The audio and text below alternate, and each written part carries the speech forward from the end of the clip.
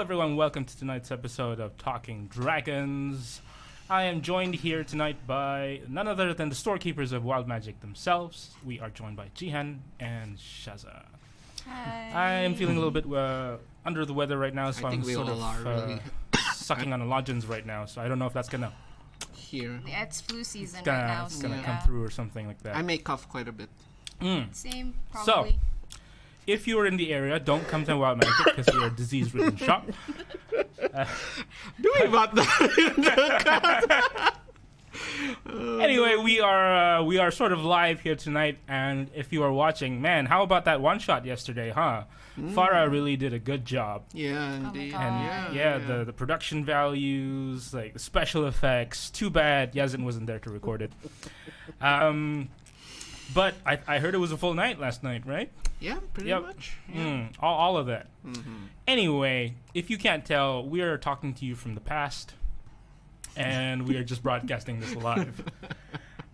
We have a few subjects in mind here today. As you can see, or you can't see in the podcast, Shaz has laid out a bunch of dice on the table, and I have sort of talked about this in the past. I really don't like buying that much dice. I have only a set few dice that I like. So I thought, who better to talk about dice with than Dice Witch herself? I thought it was, kind of rude to call you Dice Goblin since, Jihan's a goblin. No, that's why I keep calling her the Dice Dragon. She has basically a horde of dice. Yes, so for those of you who don't know who Shaza is, she's the one with the big sack of dice. It hasn't gone sack yet. It's still a pouch. What do you mean a pouch? You had a full jar of dice. I mean, Again, it's not yet a sack. for a halfling, it's pretty big. I want to say. Just, Hey, Shaza, welcome to the show. Hi. Yeah, first time for Shaza, actually. Yeah, I actually did not expect me to be here. I'm the last person I expect to be here. When you said that you need help recording for this particular subject, I thought we just got him to help record. Set up. Not set up, not And this is a be test. here. Yes. Exactly. I mean, I would have called Nadia, but Nadia's sort of busy.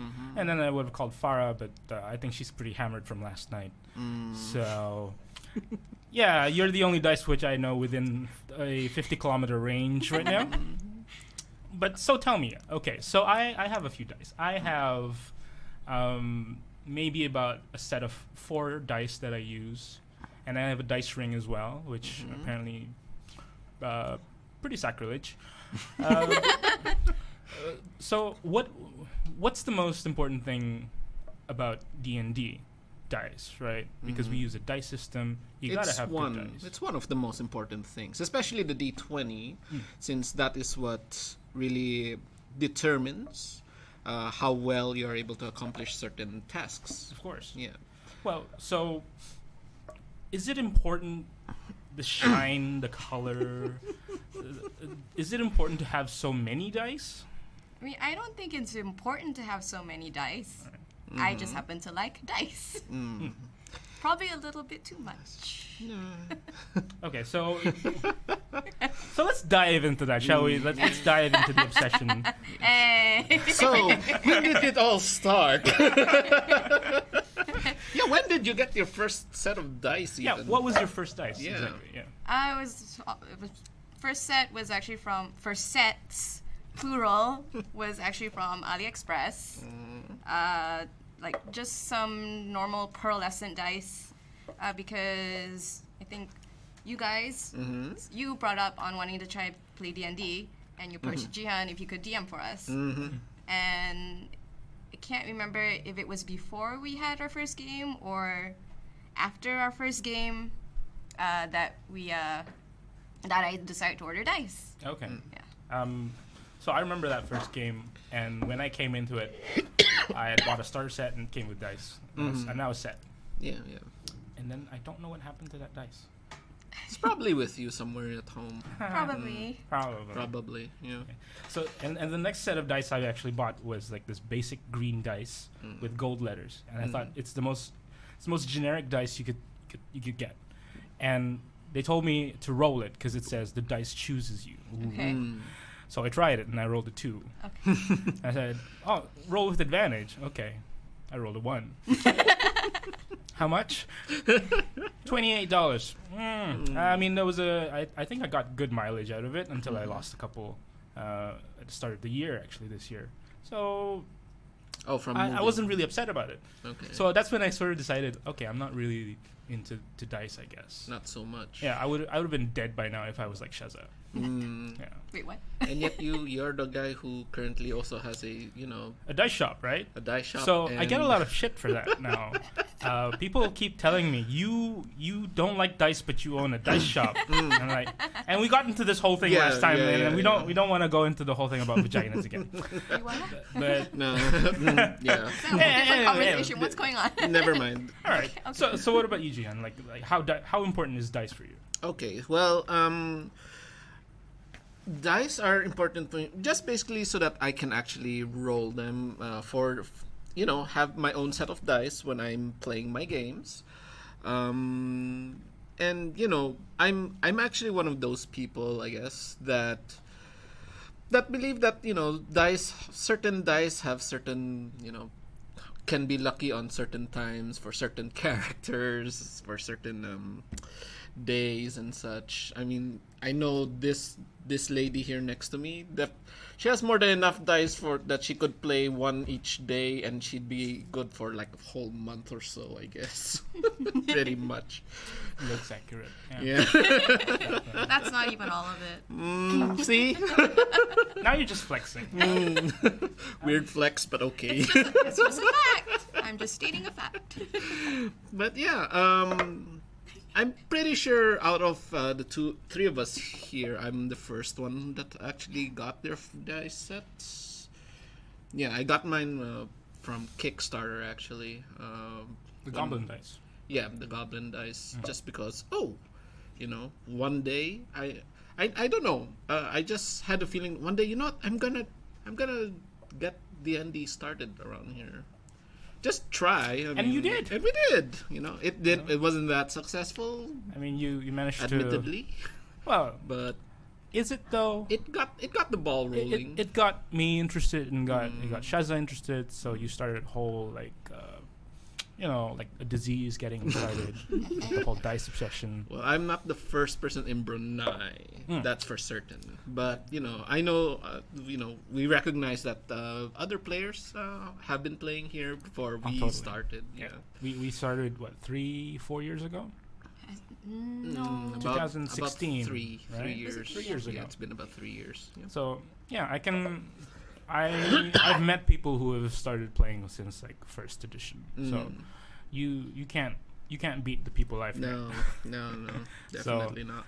Yeah, I don't really think about it that way because when it comes to dice, you can it's a ratio thing. You can buy It's a racial thing.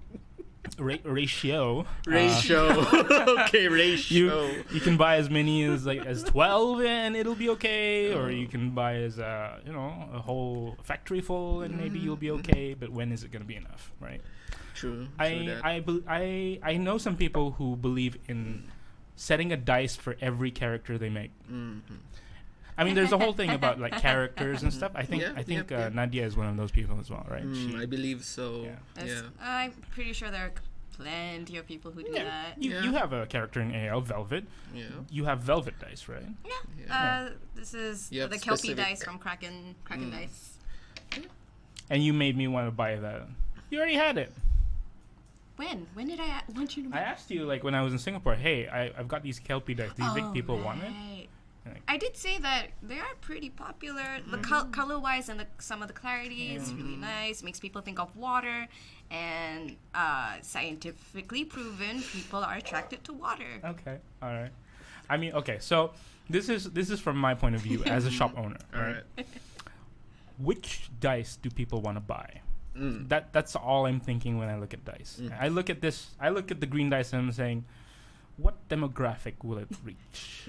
And that's why I asked you, because when I saw the dice, like, okay, Kraken dice. People know Kraken dice, but do they like the purple Kraken dice? Do they like the shiny Kraken dice? Do they like the sparkly one, the dull ones? Yeah.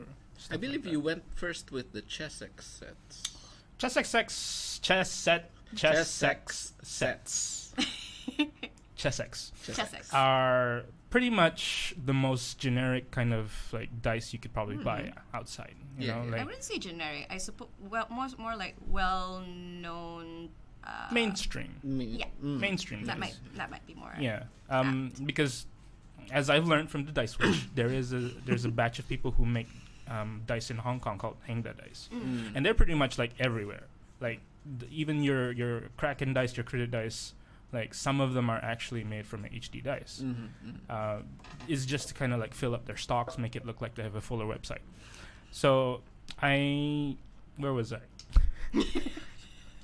I guess I'm trying to say is like a. I think we were on characters. No, Okay, let's go back to that one though. Okay. Characters. I don't have that belief. I don't have the belief in every character should have their own dice. Yeah. I believe every character should have their own character sheet. Mm-hmm. Minis is my thing. Yeah. So I'm in the school of thought that you don't use the same same minis Yeah. for every character. Mm-hmm. Yeah, So True. that's where I'm at. Yeah. But I do have this one dice though that was provided to me by the Dice Witch. Your birthday dice. This is called the birthday dice, and I'll tell you a story what happened last week. Okay, this should be interesting. Being a firm believer in the dice ring lately, Uh-huh. sacrilege by the way. Yeah. I started rolling like horribly, like rolling 3s, 2s, and 1s. With your birthday dice? No, Yeah. Oh, with with dice With the ring. ring. Uh-huh. With the ring. And then like, I think you said to me, Yeah. why don't you use your birthday dice, or Yeah. you should stop using the dice ring? Yeah, because you kept rolling really badly on your ring. And then I said, birthday dice, right? So I took out my birthday dice, and I think 5 rolls, I rolled 3 natural 20s. Yeah. Sometimes I question whether whether it was a good idea to let you have that from. Although every time I DM you or you're my DM, it fails horribly. Hey, Okay. I don't have anything to do with it. I don't know. You know, maybe- it's the witch powers, man. You can't roll a dice against the one who gave it to you. Yeah, it's sort of like being a warlock. You can't fight against your old one. Yeah. It's like playing Dixit against her. No, can't Hey, do I it. lost a couple of Can't times. do Hey, it. okay, so maybe for you had a terrible experience with Dixit, but I had a good experience when playing with her in Dixit, because I think picture-wise we think the same way, not colors, picture-wise. Okay. My wife also hates Dixit. It's not that I hate Dixit, okay? I just don't see how the hell she's able to always choose the right one. I'm like, how? How? I mean, if I don't choose the right one, I just made you guys choose my card And instead. how does she even even in other games? But we're going off the topic. But okay. Next week we're going to talk about board games. But this week we're still on dice. Yeah. All right, tell me about dice. Tell me more about what you look for in a good dice. Who, him? Me? You, Dice Witch. You first. Yeah. I don't know. Well, one is shiny. I seem to be more into a lot of shimmery stuff lately. Glitter. It depends on the how huge the glitter is, but Right. definitely more into shimmer. So I'm looking at your pool of dice, and I see a lot of like translucent ones. Yeah, I think I'm also into that lately. It really depends. I'm definitely more into translucent to transparent, and depending on shimmer, I don't mind the solids. Like another Kraken dice one. They call this one the iconic blue everlasting. All right. Yeah. Not a sponsor. Not a Not sponsor, sponsor. but we don't mind. Yeah, not a sponsor. Okay. We seem to be talking a lot about Kraken though. What other dice is a nice one for you? Well, I mean, I did mention before it first started with AliExpress. Yeah. All right. What? What's wrong? Could you just move your mic a little bit? It first started with AliExpress. Yeah, you're sort of and- pointing it down. You should be pointing it straight at you. Oh, sorry. But because I didn't like how it rolled, and I know you've rolled them before, Yeah. they were a bit too round. So I started going towards Chessex, and after trying out Chessex, that's when I started going dice research online and learned about more Kraken store, not Kraken store. Sorry, I keep thinking about Kraken. More more other dice dice. stores. So, Not a sponsor. No. Yeah. Okay. other So I think the locations? first online dice store I went to was it was either that one or that. I think it might have been DnD Dice. D&D Dice. DnDdice.com. D and Dice. Yeah. Alright. I'm pretty sure that's where I got my first Chessex dice. It was the Magenta Borealis, I believe. Alright. Yeah, which I believe your wife currently has them. I'm more amazed that you're able to memorize all the names of your different dice. My God. Yet you can't remember the cleric rule from page to page. I need to play it a lot before it really sticks. But yeah, I even have a dice journal to keep track of where and what I get it from. Anyway, Amazing. Yeah. She's Priorities. like an anthropologist for a dice. Or something. I know which one's Henga. I know which one is from a dice company I'm not familiar with. The Jane Goodall of dice. Yeah. Everyone. Okay, so I'm a fan of crit. Is that a bad thing or? No, it's not a bad thing. I mean, I like crit dice. Yeah. Oh, Crit dice because are nice. I have the Spirit of the Turtle right here actually. I really like these a lot. My kind of style of dice is I sort of like clear dice. Dice you can lose, apparently. Yeah, you're into the whole clear palette thing. I do like the clear palette. I have, for a guy who doesn't like dice, I do have a really expensive opalite gemstone dice. Yeah, you do. Never gonna roll it ever. No, ever. never. Never, ever, Not. ever. And I tried rolling it on like this foam mat once. No. Roll it on your bed, sure. Go ahead. Never gonna roll a 20, unfortunately. So it's just a conversation piece. You know, if people come over to the house, I'll go like, yeah, I gamble.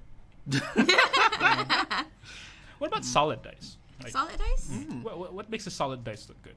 It depends. Again, I guess it depends on. Everyone has a different preference. Some people prefer a plain. Some people prefer pearls, like pearlescent.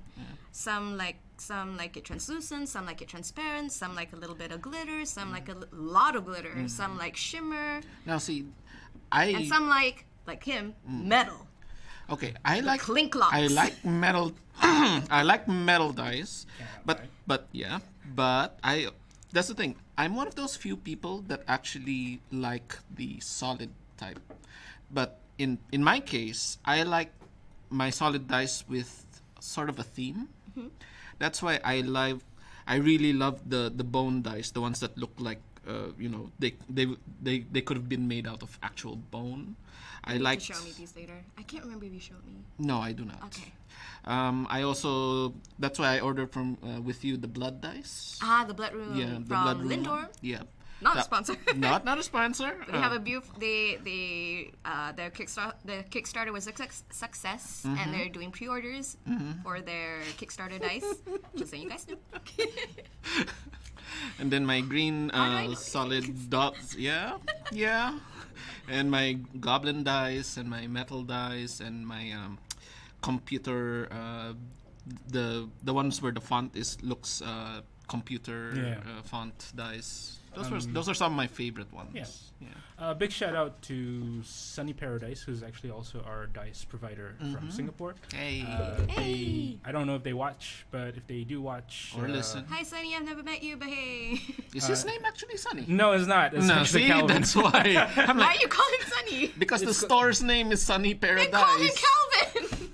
But the store is called The- Sunny. Yeah, the sun. Okay. Sunny Paradise. They grab it from all over. They were one of the first few backers of Kraken, as a matter of fact. So they actually have a lot of their old Kraken dice as well. I actually saw the same set of dice that you had. It's the purple and green digital font, right? Yeah. Yeah, so I think he had something like a black and red version of it. Oh, or something. I had that as well. Yeah. I actually gave a set to I actually ordered the full set and I gave some of them to each of my siblings. One set to each of my siblings. Just if ever they ever wanna play with me, which only one brother has, unfortunately. But it's there. It's theirs as well. And I recall you had a dice that is metal and spiky. Oh yeah, my metal Pathfinder dice. Exactly, Yeah. Pathfinder dice. Spiky? Yeah. Yeah, I mean, it's because the edges are metal, so it's kind of sharp. No, it has actual spikes. No. No, that's a different one. I think the one you're thinking of is another Kickstarter one. Okay. The one that actually looks like a pair of caltrops. Where Yeah. yeah. No. Oh, okay. Those are the chaos dice, chaos metal dice, if I'm not mistaken. Yeah. Yeah. I assume that if people ever had those, they'd just start killing each other on the table. I mean, I've even never. with normal metal dice, you can still kill them. I mean, we should talk about like different textures. I am a person who loves textures. I like hand feel. If it's something that I touch and I like it, like it feels to me, it calls to me, like this birthday dice. For some reason, it feels like any other generic dice. But something about the feel of it and the shimmer, like a combination of the two, makes me think like, this is my dice now. I still need. I wish I could Roll find it. a full set of that one. That's crystal. That's crystal a 15. case. Nice. Yeah. See? Which one was that? It was. It's out of production, so they only have D20s. Yeah. Oh right. They sort of look like the new Kraken dice, though. The Dragon Egg dice. They sort of look like that as well. Which one? These dice, they sort of look like it, like very shimmering. I think they're I more think pearlescent. you're though. talking about the Mystic. Was it the new Mystic line? Probably. I'm not a dice guy. I think I've made that clear. But Critical Role, we can't mention Critical Role without in this podcast without mentioning Critical Role. Critical Role, it's one of our favorite shows of all time. Yep. And they had a very special dice, the Meteorite dice. That's also Currently pretty cool. owned by. Liam, right? Yeah. Liam O'Brien. O'Brien. Yeah. Meteorite dice dice. and the special metal dice, guild dice. The guild dice. Yeah. Guild dice? Oh, right. Yeah, That the guild dice. DFG guild Yeah. dice. The FMG. Yeah, I guess that's where it started. When I first heard of the Don't Fuck Me Guild dice, I started thinking, oh, okay, people make dice for a living. I think I should probably look into that. And I thought, what if they made like wooden dice or like? Oh, they have. Yeah, There and are. There are. I think that's one of the things I'd be interested in. Artisan Dice, I believe, does wooden dice. I mean, there are Kickstarters with such previously, not currently. Like, there, other than like, your regular resin or your plastic, there's metal dice, obviously. There's also gemstone dice. We talked about that a little bit. Ah, the gemstone dice. The actual gemstone dice. Those I are will never own a crazy full set. They're expensive. freaking expensive. Yeah. I would probably be willing to maybe get a D20 of one. Yeah. I don't- just for a Wait, display no, piece. I take that sure. back. I think the only set I would be willing to put a lot of cash for would be what there are plenty of dice makers who do their own dice. You can find them on Instagram. There is this one set I would love to have by Soulbound Dice. I hope I got that name right. You can find them on them on Instagram. If you go through their feed, you might come across these really beautiful, clear looking. Color-wise, it would make you think of a rainbow fluorite, and they're super beautiful. And she did had some B grades up, but I couldn't afford it then either. So one day, someday. Yeah, I recall my obsession with the Keyfish dice 1.2. Keyfish. I don't remember those ones. It's basically a D20 with A little tiny with goldfish a goldfish inside. in the middle. Oh, okay. Oh, you mean the keyless The goldfish? key- yeah. That one. Okay, That's now I why remember. that's why a lot of Yeah, people yeah, call yeah. it keyfish. Keyfish. And I think it's Okay. called Keyfish. Yeah. But people keep warning other people that it's definitely not. It's not balanced. not Yeah, it's even not and that. stuff. Yeah. And I don't care. I mean, you might, even if it's not balanced, you might get the right one. You might get one that actually always rolls 20s. But Honestly, those kind of dice, I would maybe get them only for as a decorative Collection, yeah. for collection that I can display on a shelf one day. I do have a couple, but I don't use those for rolling. Definitely not. Yeah. I mean, so in my dice box, I have 2 sets of dice and a dice ring. That is it. And although some people still argue that you should probably have a lot more d6s or any more dice that you probably roll a lot more of too. I think that for damage and things like that. Damage dice. It's more like spells, really. Yeah, like I noticed d6s are always a thing. D8s. A few. Yeah. I don't know. For some people, I think it gets to a point where just too much dice is a thing.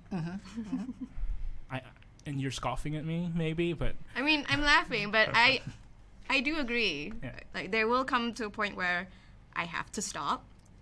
I don't know when. and Probably after your whole house is filled with dice. No, probably. that will Maybe never a whole happen. room. And I don't mean it that way. Basically, as well. I mean, you can make a house of dice. I don't care. But there comes a point where you come into a game and you're bringing too much dice, and you can't pick which can't- dice you want to use. No, you can't count that high. Oh, You know? Okay, roll 12 d6s, and then you'll spend like 15 minutes calculating everything, losing your count, calculating everything. And that's happened in our final campaign as Oh well. yeah, When Kaza was a fighter, and level everyone 19. broke out the calculators. and like, you know what? I'm was- just gonna do an app thing. yeah. So, yeah, That was funny. from a practical standpoint, Yeah. maybe it's fun at like lower levels until 10 maybe, but when it gets to like level 14, 15, when you start rolling more than 5 dice, it gets a bit much. True. I mean, people with access to Fireball already is already a little crazy. 8d6. Dang. But I don't know. It's just so satisfying. It is satisfying, to be honest. But watching you trying to count. Isn't it? It's not. It's like- counter exciting. Yeah, it helps when you have like a friend who can count for you. Like, here, help. Yeah. Quick math. Okay, it's this much. Like, I don't know. I think it's you can call me crazy, but I think rolling 1 dice is a lot easier than rolling 6. Rolling 1 dice 6 times is a lot easier than rolling 6 dice once. But it does take longer. It takes longer because you're doing math as you go. You're rolling 6 at a time, and then you're just counting it at that time. It's I don't know. practically the same amount of kinda time, same. really. Maybe. know. I feel. I don't know. It may Kind or of may the not. same. Yeah, I think you're right. I think Yeah. Because you might. I'm just thinking that you might get lost counting 6 numbers Yeah. as opposed to counting 1 plus 1 plus 1 plus 1 plus that's why you set aside. Okay, this one, this one, this one. This after you're done with your math. Yeah. So I'd recommend either bringing a calculator or an abacus. I think abacus would help.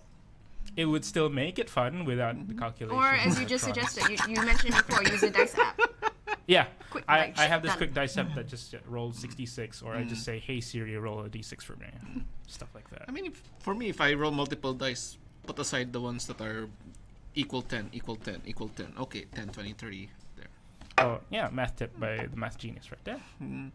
I mean, yeah, I mean, to each his own. Again, we're not sponsored by by Kraken Dice, but We're not sponsored by any dice not- shop. I yeah. don't know. but we not are by sponsored by the dice shop known as Wild Magic Store. Coming down to the Wild Magic Store, we've got dice, plenty of dice. Please buy our dice. Please, please buy our dice. That is the actual word of the sponsor. We do have a few dice in stock that haven't been on the Instagram yet. We have the Luminary dice that just came out Oh from yeah, Chess the as well. ones, the most recent ones that that just came in. Yeah, we got a new set of Krakens as well, which are precision dice. That's another thing that we Yep, the precision Which one was one. that? That's the the pink- pinkish green thing. Miami. No. Damn it. Was it Malibu? Dang it. I forgot. No, I remember it was Miami. Was it Miami. Miami? Yeah, because I asked you why Miami. Okay. And we also have a few more Might be from Die Hard. No, not Die Hard. We have Metallic Dice Games, I think. Metallic Games Dice, something like that. Which one? Huh? The shiny ones with the glitter on the inside. Oh, right. Those are Metallic Dice, or is it Die Hard Dice? I think they're Die Hard. What do you mean by shiny with the The ones with like little Like Little metal. glitter Is it the things. purple one? Yeah, Yeah. like the purple Oh, ones the and the clear Caduceus one, ones. Clear ones with the with purple ins- shimmer. Yeah. Yeah, that one is definitely by Die Hard. There The you go. Borealis line. Die Hard Dice. Uh-huh. Please come and take a look. We are open on Wednesdays. We started opening yesterday. We'll be open until Sunday every week. Well, speaking of Die Hard, Wait, I are do we have a set opening here. Mondays now Yay. too? Mondays and Tuesdays? No, we are open all the way till Sundays only. Okay. Wednesdays Wednesday to Sundays. Sunday. 5 a.m. to 10 p.m. and 5 p.m. 5 a.m. 5 5 p.m. PM. till 10 p.m. Yeah, I gotta talk to you guys about something later. All right. Oh, We boy. might be changing our opening hours to 5 a.m. Anyway, I got school. I don't man. mind, but you gotta pay me a lot more. well, we'll talk, guys. We'll talk. Might as well live here. But yeah, you like sorry, because you mentioned you're not really a dice guy, and yet sometimes I share, I share stuff with you, whether it's like random stuff and sometimes dice. And what is my usual reaction? You usually hate me for it And I say, stop. Please stop. because I know you I'm wish just you short could have of saying, them. I'm not a dice guy. Oh, God, please stop. Yes. I always find something that you will like. Yeah. And to be fair, I do like it. It's just that I don't want to buy it. I don't hate dice. I'm just not a dice guy, and I shouldn't be a dice guy. We should talk about minis when One And- day. And you know what? You guys don't even have to be here. I'll just talk about minis and all by all myself. day. Yeah. Hey guys, rules. Rules are cool, right? Oh, Yeah. nice segue. Yeah, rules are cool, and the rule of cool is just as cool. But do we really need it? That's sort of what we're going to talk about in the next section of our podcast today. Rules advocacy. I like to think there are two types of rules lawyers. There's the rules lawyer, and then there's the rules advocate. The rules lawyer is the person who uses the rules to his advantage to benefit himself, whereas the advocate is the person who advocates the rules as is, and it only benefits the table. So there are two different sort of types of rules lawyers. Rules lawyers who are, bad for the game and good for the game. I want to say I am neither. I'm not a lawyer, but again, I don't know all the rules either. But if I hear someone talk about the rules and I can confirm it, I will take it as is. I will apologize if I do something wrong in the game or whatever, and then we'll just move forward after that. Yeah. So I like to call myself as a rules enforcer. So I'm just putting my hat into the game. Okay. That term right there. You heard it here first. Rules enforcer. What do you guys think? Like, Okay. is it a little bit too much when people kind of just stop the game for the sake of making sure the game runs? Okay. For me personally, I like to play a game and make sure that it is played the way it was meant to be played, that it was intended to be played. Sometimes, yes, I will forget a rule or two, but that's why I always welcome if people want to point these things out. Just don't call me out on it in a negative way. That pisses me off. Yeah. And So I'm only human. I will forget things. nobody likes to be called out in the middle of the room when you're expected to be the leader. Safe enough to say. Yeah. So for a person that prides himself on reading the rules, that's a point of pride for you. Yes. Yeah. Especially since I for some reason tend to be the one that you guys have me reading all the rules. Yeah. For the different games. So We just can't process as quick as Yeah, you. I know. Okay. I won't blame you for that. No, it was but praise. I was praising you. Okay. We still do. Yeah. And it still happens. Yeah. I'm still the main guy that tends to confirm or correct questions about certain rules. Yeah. But again, also I may or may not forget a point here or there. I'll give you an example. Mhm. In my games, when you're playing, Yeah. you will be more likely to pull out the book than me. Mm-hmm. Yeah. Yes. So this is a I think this is sort of a controversial topic because I Mhm. think we've had a few of these like topics in the group chats, Yeah. and we won't really bring up No. like the past today. Yeah. But there was a point where when we were playing, Mm-hmm. I would just say, you know what, don't take out the book. We'll just do it this way, Mhm. and then we'll take it up next time. And then Yeah. I find out that I was wrong in the first place, and then Mhm. as you pointed out to me, this one. Yeah. Yeah. But the best thing to do in that situation when a player is trying to call you out Mm-hmm. is that you should probably like take it up privately, Mm. as you always used to do. Like whenever at the end of the game, you'd either text me after the game or we Mhm. talk about it just a little bit, and you reread the rules again. Mhm. And yeah, and I'm man enough to own up to it. Mhm. But there has been times where I'm not playing with you and I'm Mhm. playing with other people, Yeah. and they also have that tendency to open up the PHP. Mm. And I say, okay, you go ahead and read that thing, Mhm. and if it happens, it happens. If it doesn't, it doesn't. Mhm. Like, I'm not gonna be the DM that knows better than anyone, Mhm. and I definitely haven't sold myself as a DM that knows all the rules. Mm. So, again, to each DM his own, right? Yeah. But I guess what I'm trying to get at is rules. Do we really need it? You know, Mhm. because in the end, what we're trying to do is we're playing a game, Yeah. and sometimes, if you know, God, if Anas was here, he'd be talking about Pathfinder right now, Mhm. because True. because he'd be saying like, there's a rule for everything and there's a rule set for everything. Mhm. But I am of the school that believes in like, let the DM and logic take over when you can't decide on something that even the book Cannot is not clear clear on. on. Yeah. Because you know the PHP can be a little open to interpretation. That's why it's one of the reasons why I am also I am an advocate of, you know, if it is unclear, let the DM decide, because the DM basically, he is the one, he or she Why you there? will no, I'm trying to get her to continue per game. Yeah. But yeah, if, because some rules sometimes don't quite work for certain games, you know. Sometimes, you know, the DM wants a, like, for example, they want beasts to be a little more interesting. Let's say the Beastmaster subclass for the Ranger, right?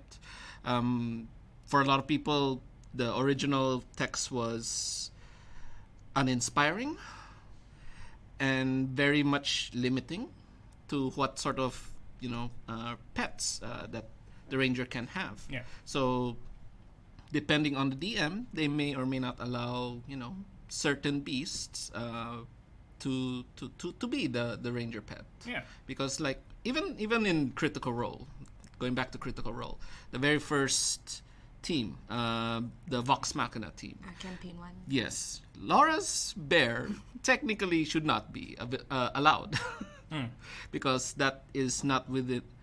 If you're going by raw or rules as written, that bear is not legal to be a Ranger pet at the beginning, at the very beginning. I can't really say how she got that pet. I only remember how she got it from her backstory. Yeah. Carnival. Yeah, but you know, whether she got that as immediately when she got into third level, that I have no idea. But from there, if that was the case, technically, that brown bear is not a legal choice. Yeah. Understood. Technically, yeah. So, but because, you know, it depends at that point on the DM whether they want to accept it or not. Whether, you know, is this choice something, because as a DM, for myself, if somebody brings up something like that to me, I have to consider, why are they trying to do this? Yes. Okay. Are they trying to do this to have fun, or are they trying to do this to become overpowered? and basically ruin every plan and every every encounter I may have planned out already. Yeah. You know. I mean, yeah. If it makes sense to the story, and if you can show on the rule book where it could be, it could be legal, go ahead and do it, right? Yeah. There was this thing actually. Yes, in yesterday's game, as a matter of fact, one of the players reached out to me before the game. She said that she wanted to bring her griffin. Oh yeah, I remember that. Yeah, the griffin. She wanted to bring her griffin. And her flying snake. And her flying snake. And, well, your flying snake is your actual familiar, so I'll ask the DM about it. It was her actual ranger pet, if I'm not mistaken. She's also a ranger beastmaster. Yeah. And a flying snake, I suppose, would be legal. Yes, that is actually legal. Yeah. So, yeah, she was really bummed about it. And then yesterday, well, she didn't get to play it. But, yeah, again, the reasoning for that was when I asked the DM about it, she said, Griffins are beefy, though. Griffins are super beefy. They are pretty beefy. Challenge rating 5 or 7, as I looked it up. 59 HP. I can't really to their recall. strength. But yeah, they are pretty beefy. They are pretty tough. But if it was, if it served a story, and you see, this is where there's a clear difference between you and me. I would have said yes. I would also have said yes. I would have said yes, and I would just make the encounter harder. Yeah. I wouldn't agree to that, only because if I agreed to do that and I make it harder, you know how I scale my encounters. Yeah. Sure, maybe the that griffin would be able to take whatever damage is coming to it. But that cannot be said the same for the players. Yeah. Because, if the players were roughly about the same challenge rating as that griffin, then I'm fine with that. But if they were like lower, very good case they're gonna be dead. Yeah. And I'll be I think we can talk about this at length, about like how we would approach things. But at the end of the day, like I am the kind of DM that, what would you call it? I give more than I challenge. Yes. And I think it's bad for the game, but you really just have to convince me on the story. All you have to do. I'm running a very short campaign right now with my house, in my house. And in the past 3 campaigns, we've only seen 1 battle. And it's not by choice. It's because they make choices in which they just don't want to fight anything. They either run from it or weasel their way out of it or prevent the stealth or the ambushes from happening. Isn't that kind of smart then? I mean, it's kind of annoying. It can be smart, but for the DM, when you've already I've planned out, okay, they're going to fight this group. It's gonna be quite epic. They're gonna have this thing come in. Maybe they'll have assistance from this thing coming in later. But when your players suddenly do something that just throws almost practically everything out, it can be a little disheartening. It can be surprising, and you're like, wow, yeah, that's a great thing they've done. But then, what are they gonna do now? Okay, so I guess I am sort of fine with the fact that they keep ruining my plans for fighting, but because I sort of get the feeling and the idea, I sort of gauge my players that they don't want I want to fight everything campaign. I want a more intrigue, mystery. I want more role play, and that's good fine. too. Yeah. That's good too. So so that's why I started adjusting to it and stuff like that. Yeah. That's definitely fine. Yeah. But that's another subject for another day. Jihan, when was your first time? Oh no! Are we really going through this again? First time to play DnD? Or first time DMing? this time, I guess. No, I sort of like started, the whole running joke thing. Yeah, I wanted to make a running joke, but I guess it's not gonna pull it off. No, today. not this time. Anyway, No. we touched on rule sets again, and as opposed to the rules that is there in the PHP, which I think we can all agree is just a guideline. Yeah, pretty much. Yeah. I ran a game 2 weeks ago, Battle at Edgecliff. It was a game that was sort of half war game, half D&D. Yes. Man, I wish I could have stayed for that one. It sounded really fun. It was fun. Oh, you were there. Yeah, I played that. I mean, I think half of it was fun. The other half was a lot of like battle. You know, a lot of like, let's just do this. No, roll. let's do this. Yeah. And the other characters will go, I'm gonna try and escape the town. And, well, it was a lot of chaos to be honest. It was a lot of chaos, but that's more of because player choices right there. I specifically wanted to try this because we have the book here in store, Strongholds and Followers. Yeah. While I didn't follow it religiously, it did give me an idea on how to kind of manage large-scale battles. And I was thinking something epic along the lines of Lord of the Rings, Battle at Helm's Deep kind of like stuff. So that's what I wanted to try. Yeah. When you were running it, it sort of felt to me like it also combines some ideas from Warhammer, from Warhammer, those war battles that they have. Yeah. Because some of it is like roll for morale, roll for those sort of things. And those terms were from Strongholds and Followers. And I thought, hey, these are Warhammer terms: power, toughness, morale. I assume some of the Warhammer guys would definitely love it. Oh yeah. I love this system because it's so easy. It is easy.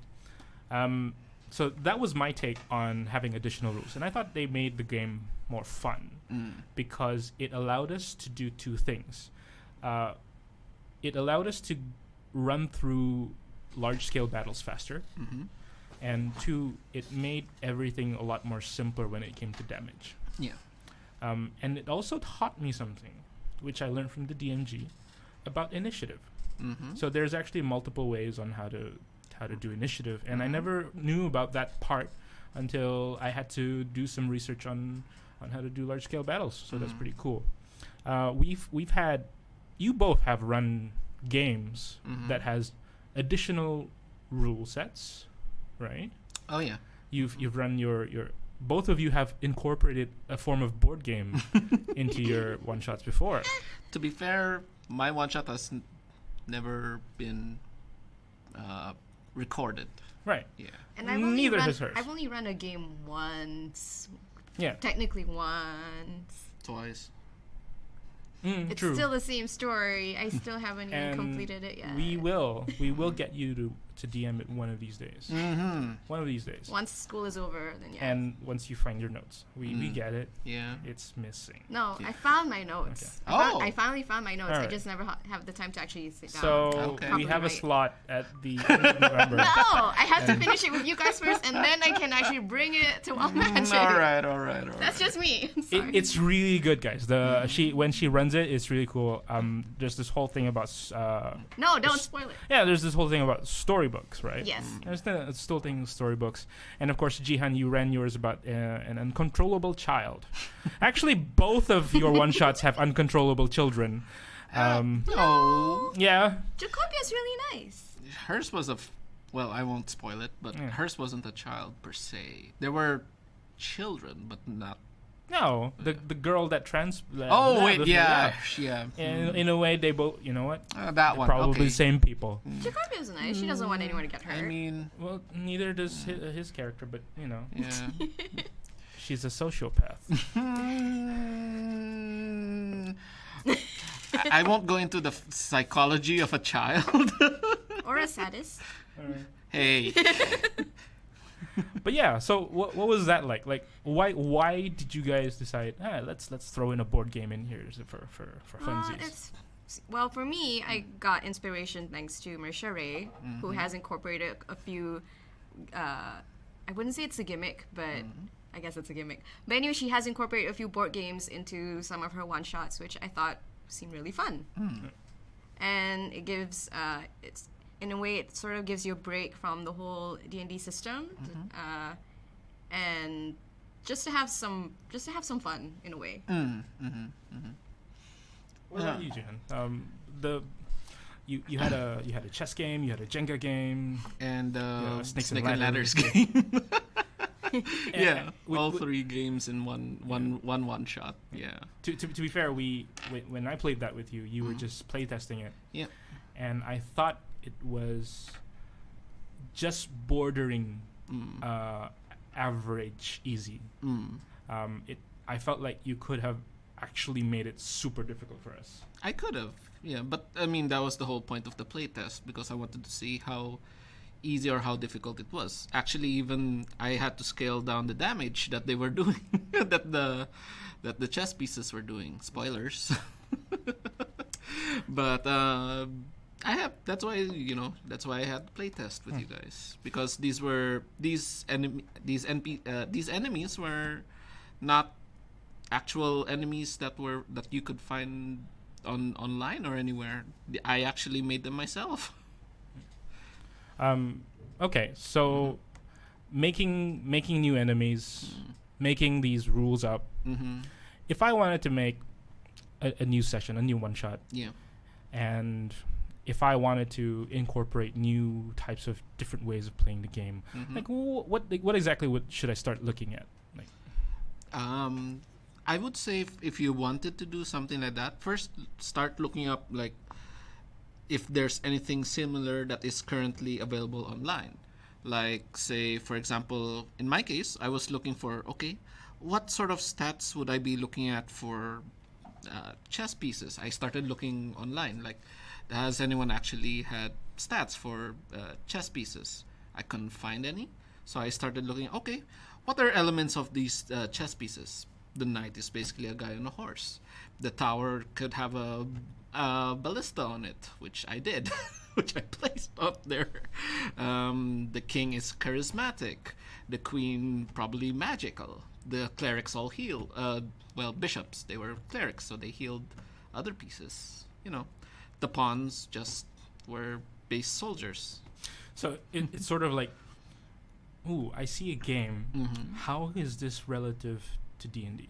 You could do it that way. Yes, I mean, chess is D&D is a lot like chess, really. You're moving your own piece versus the different enemies that are coming towards you. Right. You're choosing to go into a certain You placement. have a set of actions you can do. Certain actions that you can do, and your enemies will do the same. Yeah. So in a way, it was already it was there already. To be honest, it was just a matter of me. How do I want to incorporate this into the narrative of the story that I made? Right. Yeah. Okay. What about you, Shaza? You played that Japanese I forgot you call it. game. I forgot what it's called either. I forgot it's Where called. you have But to knock a it's block. basically like Oh, that one. yeah. I don't recall the name of the actual Japanese game, but it's for those who do know, like I don't know, comment or could something. never But yeah, know. it's think of a totem tower, but it's like cut into different sections, and you have a tiny hammer which you have to knock those sections off, and the goal is to make sure you knock one off without knocking the whole tower over, which is Not doable. easy. Nope.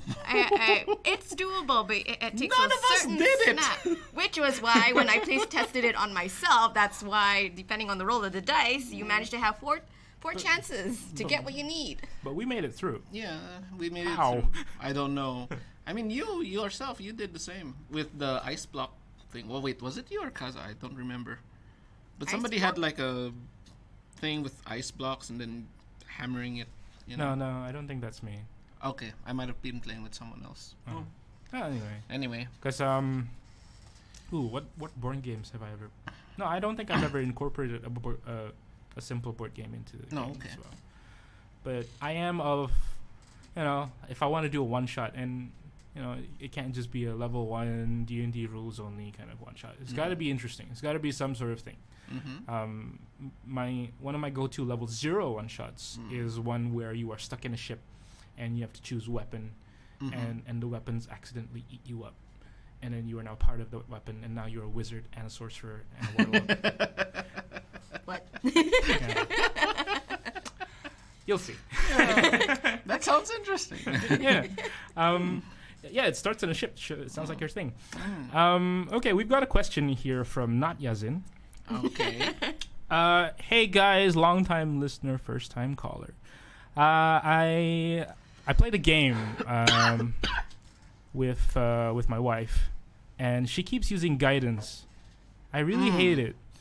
What's the exact ruling on guidance? This is by Not Yazin. Not Yazin. Okay. Okay, so this is the problem with I'm guessing what he's talking about. Yeah. Because I have a similar problem with my wife. So every time she does any roll, she will cast guidance. Okay. Yeah. Anytime she casts any ability roll, to be exact, cast guidance. Yeah. I have not an answer, but I have my own perspective on it. Okay. I believe, book-wise, by the book, you can use it anytime. Why is my phone over there? But I guess for some DMs, because they find it annoying that you can use it almost any time. So Anas, I know he ruled it so that you can only use guidance as a, I can't remember what was the word he described it, like more like instinctually, more like an instinct kind of thing, rather than more than an actual reactionary probably thing. I mean, he would explain it much more better. I know good with words. Well, I mean, that's why guidance isn't scaling up. It's only a D4 whenever it's being used, because Lord knows people will abuse the heck out of these sort of things. So one way I know I can fight is the fact that any cantrip is 6 seconds. So you can't spam it. You can't spam it. You can't touch the person, touch yourself, and then suddenly say both of you are guided. Yep. But I had a problem when people started like, oh, I'm gonna roll for investigation, and she fails even with guidance, and then let me try it now, and then when she rolls, I'll cast guidance on you now. Oh, then I would not allow that. Yeah. Already. Wait, what? Because for example, your one character tries to roll, say, perception or investigation, and they failed. They've cast guidance on that player, and they failed. Another player will try. Let me try, and they roll, and they get guidance. I would, and then they pass. Okay. I technically would rule out no guidance allowed there, because Until 6 seconds have passed? No, because technically at that point, if you are both trying to investigate, then it's like both of you are trying to search at the same time. I would rule it that way. I'll word it in a better way. Because you failed with guidance, what makes you think casting guidance on him will make it better? Because your guidance led you to not find it. So casting guidance again on that person shouldn't be able to work. True. Well, in my case, the way I see it is more, they're both doing this investigation at the same time. Yeah. So you can only cast guidance once. Yeah. So that first person is the only one who could have gotten that guidance. You did not choose the other person. So they should not be. They would not get the guidance. So just excuse me. Just for context sake, even if it is a D4, you get a 4. That's the difference between a 16 and a 20. So it's still sort of like it gets on my nerves a lot. It can. Yeah. My wife doesn't listen to the podcast. Don't worry. I checked. But Sora, on the other hand, she might know. Anyway. Well, okay, guys. I think that's it for this week's episode. I thought that was fun. Yeah. It was painless, wasn't it, Shaza? I guess. Yeah, we'd love to have you again next time again. Yeah. Feel free to join us again next time. We are now recording this twice every month now. So every Thursday, this goes up live, 7:30 on Twitch. And, of course, it'll go on demand on YouTube every Friday mornings as well. Thanks for joining us. we should have a sign-off thing, right? Sure. Buy dice, please. Or Buy more dice. buy more dice. This is Wild Magic. Buy more dice. Doesn't have to be from Wild Magic. Okay, we're gonna cut that off. We're gonna have some words. Ooh, All you're right. in trouble. All right, guys. Bye. Bye. Good night.